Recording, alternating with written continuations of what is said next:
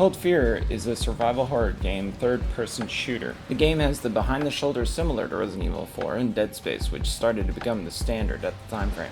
The game would be Ubisoft's first horror game, and Darkworks' second game after Alone in the Dark: The New Nightmare in 2001. Cold Fear was first announced at E3 in 2004.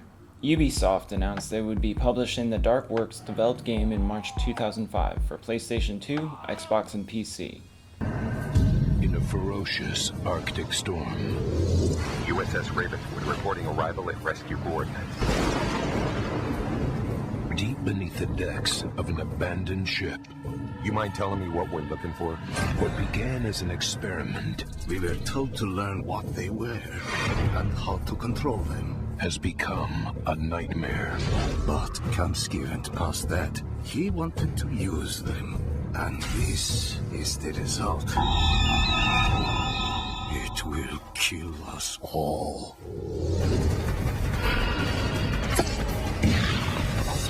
Now, one man must discover what went wrong. What's going on here, Colonel? A terrible mistake. But what he finds is worse than he ever imagined. My God. Arguably, the best horror game is Resident Evil 4. From the pace to shooting to story, all elements combine to a perfectly seamless gameplay. There have been many great horror games that have been unfairly compared to the Resident Evil series or even in the shadow of it. It's hard to compete against Resident Evil, which has revolutionized the horror genre. There is an overlooked gem known as Cold Fear.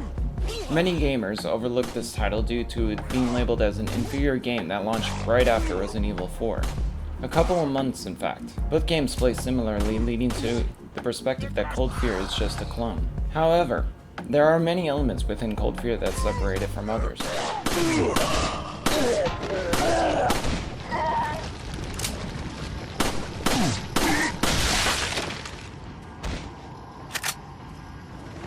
The game follows a Coast Guardsman named Tom Hansen as he investigates a Russian whaling ship after receiving its distress signal. He soon finds the ship is overrun with parasites and zombie-like creatures. Gameplay. Cold Fear was set to change the genre, creating a new atmosphere. The location helps with the generic background of zombies. Most of Cold Fear takes place on a ship while you're fighting through the ocean. Waves constantly crash into the side of the vessel, rocking it back and forth, pushing your character towards the ocean so you have to keep balance. The isolated ship and violent movement help set the tone of the game. It takes time to get used to the unique system, but it keeps the player engaged in the action of the fierce aquatic environment. Cold Fear is very difficult for the modest player. Health packs are used immediately upon collection. The only ammo that can be collected is the capacity of the specific weapon, so no storing extra ammo. The game does not feature an inventory, so that is fun. Players can find ammo and health packs distributed through the game by looting dead bodies and finding it in certain locations. The game features a resistance gauge which decreases as a player performs certain movements. Although running is not possible when in over-the-shoulder mode, if Hansen falls over the edge of the ship, he can hang on onto the side as long as he has the resistance left. But if he doesn't climb back aboard quickly enough, he will fall into the ocean.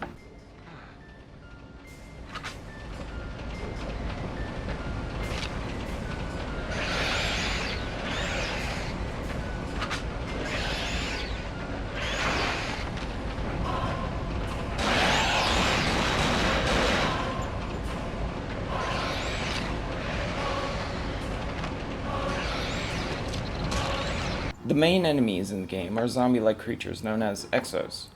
Creatures infected by the parasitic organism, also known as exocell. There are different types such as the casual infected, or exocells, exoshades, which can see in the dark, exospecters, these can turn transparent for brief periods of time, and exomasses, hugely strong but deformed creature created as a result of a failed experiment.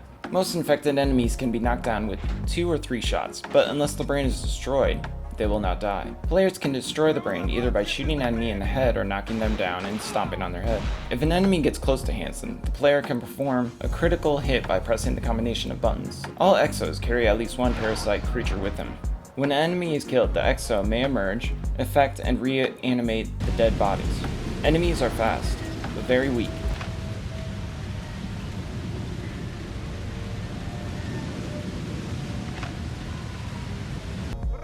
and can be killed with one gunshot, and the conditions of the deck affect the degree of the control the player has over Hansen. As the ship sways continuously from side to side, aiming is made more difficult, although Hansen can grab onto a ledge to steady himself, if one is available, of course.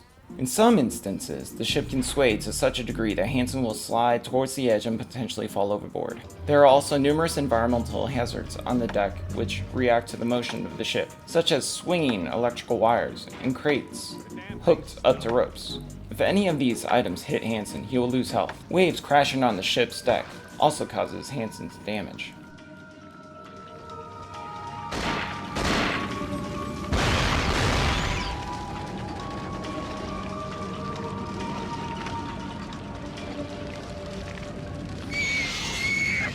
The game did have its down points.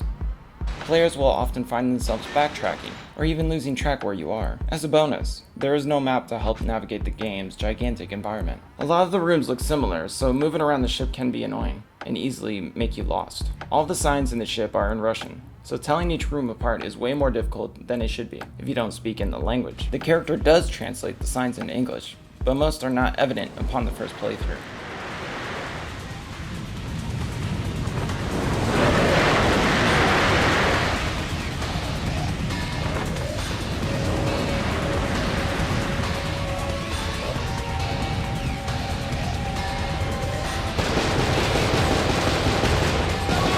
To make the Eastern Spirit roll realistically in the storm, the developers had to write a completely new program called the Dark Wave Editor, which allowed them to control the pitch when the ship moves in the horizontal axis, and the roll when it moves to the vertical axes separately. The combination of moving the ship on both axes allowed the developers to create realistic ship movements. This in turn allowed them to time the exact movement of the ship to coincide with what was happening in the game without having to use a cutscene.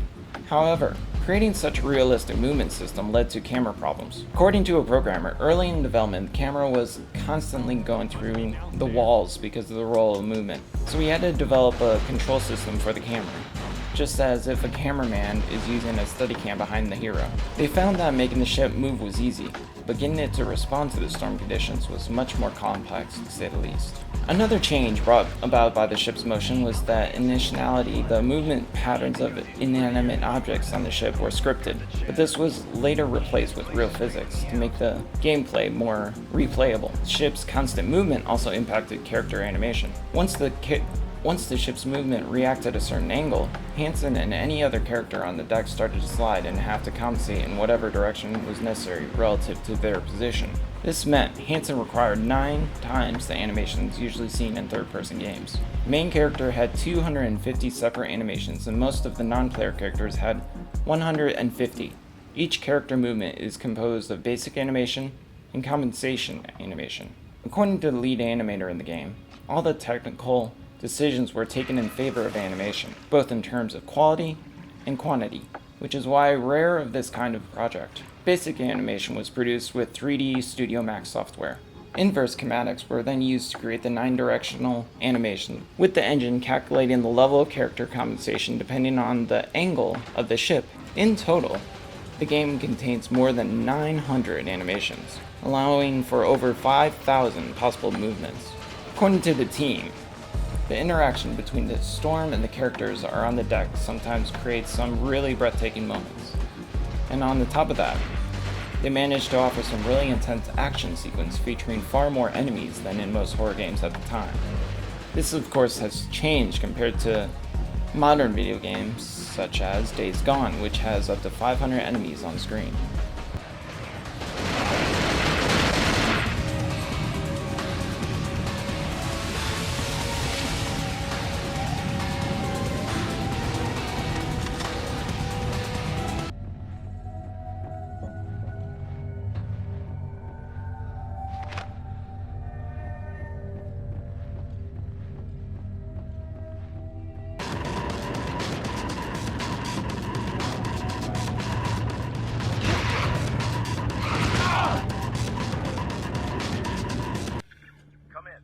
Overall, Cold Fear is a highly underrated horror title that never recovered from being hidden from others, such as Resident Evil. Sales for Cold Fear was pretty bad, even though the game was fun. While it isn't amazing or game-changing, except for the weather mechanics, Cold Fear still offers a memorable experience that is worth checking out. Rated M for